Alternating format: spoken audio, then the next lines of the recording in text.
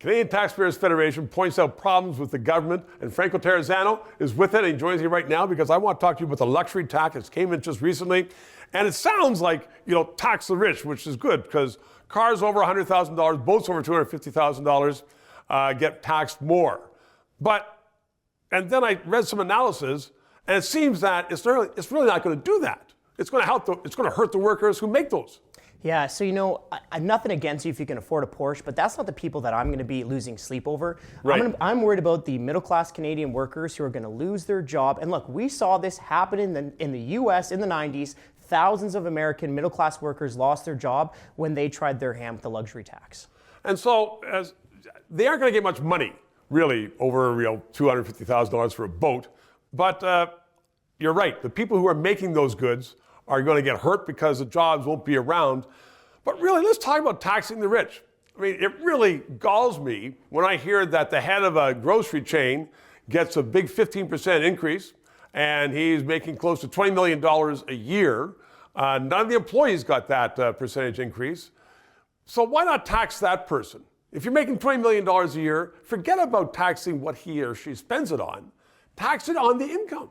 Yeah, well, look, soak the rich is a nice little slogan that you can spray paint on your skateboard. But when it comes to this luxury tax, it's really silly political posturing. Like, we have to take the $1 trillion debt serious. But the way this government is spending, the Trudeau government burns through this cash, first year of revenue, in less than a day.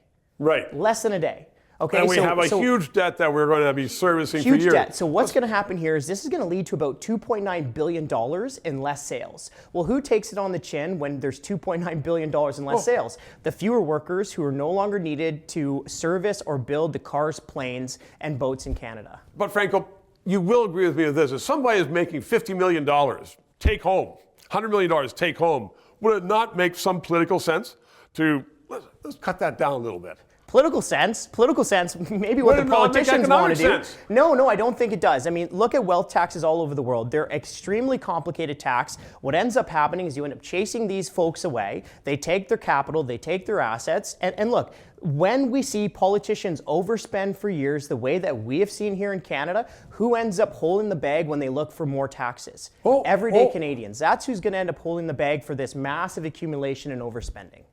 Okay, so the luxury tax is really a luxury for this government. Well, look, it's not going to make any more money. I just want to point back to what happened in the U.S. In 1991, Republican President George W. Bush broke his promise, brought in a luxury tax. Within 2 years, Bill Clinton scrapped it because of all the job losses. And let that be a lesson. Franco, thank you very much. 3 minutes. Pierre Poilievre is a game changer. Our politics are changing. We need to look at all the issues and have an analysis of them. If you agree with that, press PayPal because we need to stay on the air, and also subscribe. Help us stay on the air, Chief Producer. He's going to be a father soon. We need the dough.